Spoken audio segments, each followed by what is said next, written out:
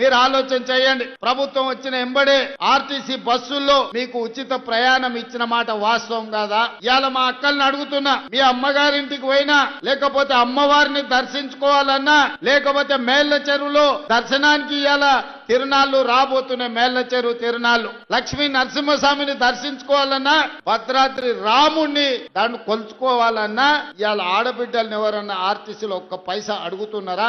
అక్క, ఎవరైనా ఎక్కడైనా బస్సు ఎక్కుతే ఒక్క రూపాయి అయినా టికెట్ రూపంలో మిమ్మల్ని అడిగినా? మీరు ఒక్కసారి ఆలోచన చెయ్యండి. ఇవాళ కోట్లాది మంది ఆడబిడ్డలు ఎక్కడికి వెళ్ళినా, అమ్మగారింటికి వెళ్ళినా, అమ్మవారి ఆలయాన్ని దర్శించుకోవడానికి వెళ్ళినా, రాష్ట్రం నలుమూలల ఇవాళ ఆడబిడ్డలకు ఆర్టీసీలో ఉచిత ప్రయాణం మన ప్రభుత్వం ఇచ్చిన మాట వాస్తవం కాదా? ఫ్రీ బస్ పెట్టారు కదా, ఫ్రీ బస్ ఒకటి పెట్టారు కానీ అది పెట్టిన కాంచెని మాకు లేడీస్ కి వాల్యూ లేదు. అసలు లేడీస్ కి అస్సలు వాల్యూ లేదు.